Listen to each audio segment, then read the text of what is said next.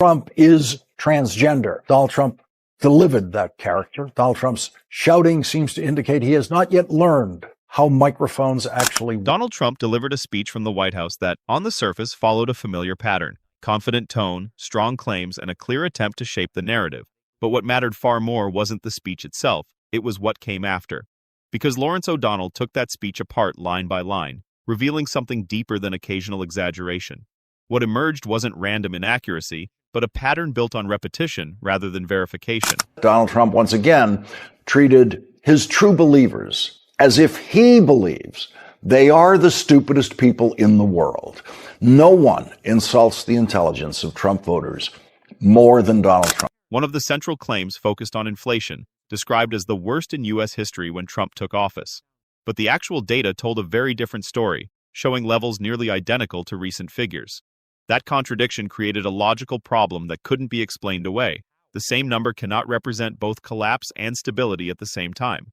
Then came the claim of a landslide election victory. But the margin told another story, one that didn't align with the definition being used. The gap between the statement and the measurable reality was already beginning to widen. Once, he described his election victory as a landslide. Donald Trump said that when he took office, quote, inflation was the worst in the history of our country. That is a lie, a typical Trump lie. The pattern continued with accusations aimed at the Biden administration, particularly around the release of violent offenders. But documented records didn't support the scale or comparison being suggested.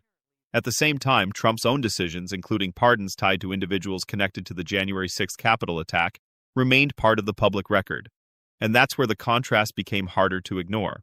Because these weren't abstract claims. They were tied to events, numbers, and documented actions. But Donald Trump fought this bill every minute until he was told over the weekend that he was going to lose, both in the House and, much more importantly, in the Senate. Economic arguments followed the same pattern. Trump described tariffs as a major source of income for the country. But economic analysis shows those costs were largely carried by American consumers, not foreign governments. What was presented as external gain was, in reality, an internal shift. On healthcare, the claim that Democrats were pushing to raise costs conflicted with ongoing legislative efforts to extend provisions under the Affordable Care Act, policies specifically designed to reduce financial burden. As the breakdown continued, the gap between claim and record didn't close. It widened. Donald Trump said they released violent felons, meaning the Biden administration. No president in history has released more violent felons in one day than Donald Trump did on his inauguration day when he pardoned every violent felon who attacked the Capitol on January 6th. By this point, the pattern was unmistakable. Each claim, when tested, struggled to hold under basic verification. Numbers didn't align, context didn't match, and the repetition itself became part of the strategy. Trump's delivery, marked by confidence and insistence, was clearly designed to reinforce authority. But instead, it highlighted something else: the absence of supporting evidence. The louder the assertion, the more noticeable the gap behind it. And what followed was just as important as what was said. There was no detailed rebuttal, no direct correction, no effort to address the specific figures that had been laid out. The transcript remained unchanged, a fixed record that could be revisited, examined, and compared. Because facts don't adjust themselves to fit a narrative, and records don't disappear when they're ignored. That's what gave this moment weight. This wasn't about opinion or political framing. It was about verifiable information placed directly against public statements. And when those don't align, the difference becomes impossible to ignore. What we witnessed wasn't just criticism, it was measurement. A speech tested in real time, where repetition attempted to stand in for truth, but couldn't survive direct comparison.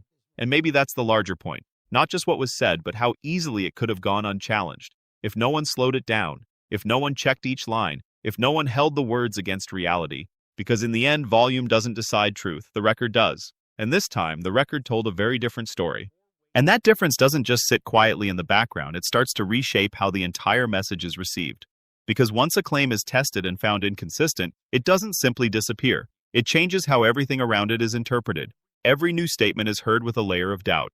Every repeated point feels less like reinforcement and more like repetition trying to replace verification. For Donald Trump, the strength of delivery has always been a key part of the strategy. Confidence, certainty, and volume are used to project authority. But this moment shows the limitation of that approach. Because when the content behind the delivery is examined closely, confidence alone can't carry it. And that's where Lawrence O'Donnell shifts the dynamic.